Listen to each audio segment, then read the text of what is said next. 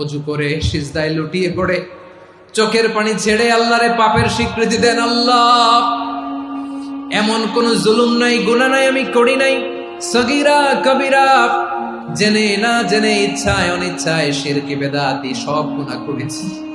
আল্লাহ, আকাশের নিচে জমিনের উপরে আমার চেয়ে বড় গুনাহগার আর কেউ নাই।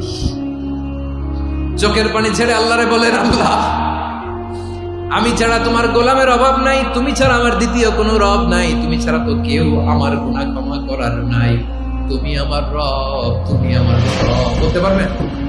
এই তাকরীর আমার পটুয়াখালীর ভাই, এই স্বীকৃতিটা দেখতে আল্লাহ বড় ভালোবাসে, কারণ আমরা সবাই গুনাহগার, আমরা সবাই কি?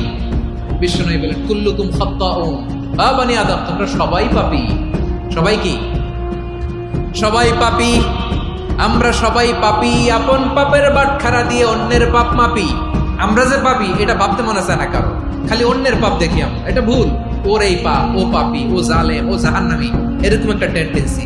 আমার যে কি হালাত এটার খেয়াল নাই। খেয়াল করতে হবে যে আমি সবচেয়ে বড় পাপী, ঠিক কিনা বলেন? পাপ করি না এমন কেউ আছি? হ্যাঁ, আছি। কেউ না জানলেও জানে কি আমার পাপের ঘটনা? বিনা জান আমি তো জানি আমি কি পাপ করেছি।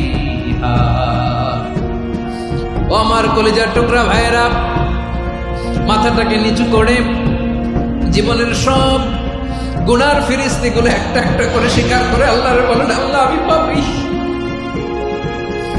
আল্লাহ, আমার চেয়ে বড় পাপী এই দুনিয়াতে কেউ নাই। আকাশের নিচে জমিনের উপরে আমার চেয়ে বড় পাপী কেউ নাই। একটা একটা করে আল্লাহ স্বীকার করি আমি পাপী, সব পাপের স্বীকৃতি দিলাম। পৃথিবী না জানি তো জানি আমি কি পাপ করেছি। আমার পাপের করলে বিচার, বাঁচার আমার না উপায়। দয়াময় তুমি মাফ করো আমায়, মাফ করো। আল্লাহ তাআলা যদি দয়া করে আমাদেরকে মাফ না করে, আমাদের বাঁচার কোনো উপায় নাই। আপনি কি ভেবেছেন আপনার নামাজ দিয়ে আপনি জান্নাতে যাবেন? আপনি তাহাজ্জুদ গুজার, সেজদা দিতে দিতে কপালে দাগ ফেলেছেন, এটা আপনারা জান্নাতে নেবে না। আপনি এলাকার সবচেয়ে বড় হাতেম তাই দানশীল, এই দানের ভরসায় বসে আছেন। আমাদের নামাজ, আমাদের রোজা, আমাদের ইবাদত, এগুলোকে মিজানের পাল্লায় উঠালে কোনো ওজনই হবে না। তবে আমাদের একটা কৌশল জানা আছে, আমরা আল্লাহর রহমতের ভিখারি। আমরা সেদিন আগেই গুনার স্বীকৃতি দিয়ে দেব। আমরা বলবো, আল্লাহ তুমি প্রশ্ন করার আগে তোমার একটা কথা বলি, আমারে কিছু জিজ্ঞেস করো না, আমি সব করেছি।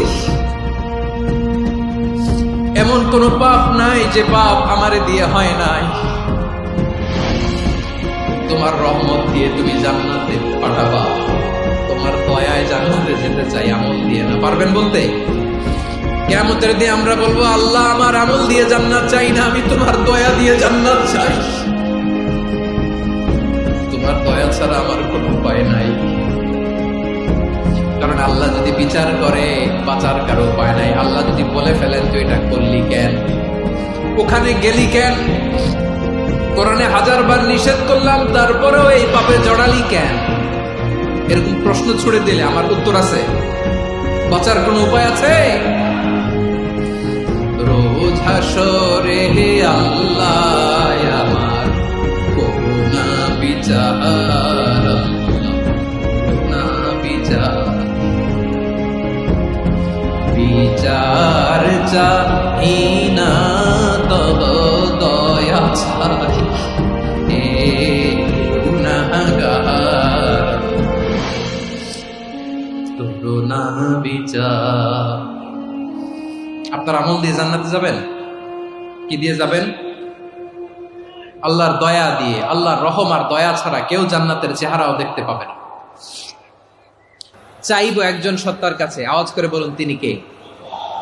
একজন সত্তার কাছে চাইবে, বিশ্বনবী ওনার চাচাতো ভাই আব্দুল্লাহ ইবনে আব্বাস রাদিয়াল্লাহু তাআলা আনহুকে বললেন, ইয়া আব্দুল্লাহ ইবনে আব্বাস, হে আব্দুল্লাহ ইবনে আব্বাস, ইযা সাআলতা ফাসআলিল্লাহ, যখন চাইবে আল্লাহর কাছে যাও। ও আব্দুল্লাহ, যখন চাইবা আল্লাহর কাছে চাও। ওয়া ইযা ইসতাআনতা ফাসতাইন বিল্লাহ, যখন সাহায্য চাইবা আল্লাহর কাছে ফরিয়াদ করো। জেনে রেখো আব্দুল্লাহ, ওয়া'লাম আন্নাল উম্মাতা লাউ ইজতামাআত আলা আন ইয়ানফাউকা বিশাইইন লাম ইয়ানফাউকা ইল্লা বিশাইইন ক্বাদ কাতাবাহু আল্লাহু লাক। ও আব্দুল্লাহ, জেনে রেখো, মনে রেখো, গোটা বিশ্বের সবাই মিলে যদি তোমার উপকার করতে চায় ততটুকুই তারা করতে পারবে যতটুকু আল্লাহ তোমার নসিবে সেটা লিখে রেখেছে। ঠিক কিনা বলেন? আর যদি গোটা বিশ্বের সবাই মিলে তোমার বিরুদ্ধে কনস্পাইরেসি করে, ষড়যন্ত্র করে, গোটা বিশ্বের সবাই মিলেও যদি তোমার ক্ষতি করতে চায় ততটুকুই শুধু পারবে যেটা আল্লাহ তোমার জন্য বরাদ্দ রেখেছে। যতটুকু আল্লাহ তাআলা তোমার জন্য বরাদ্দ রেখেছে অতটুকুই ক্ষতি করতে পারবে, আর এক চুল বেশিও করতে পারবে না, কমও করতে পারবে না। চিল্লায় বলেন ঠিক কিনা? এজন্য আমরা চাইবো কার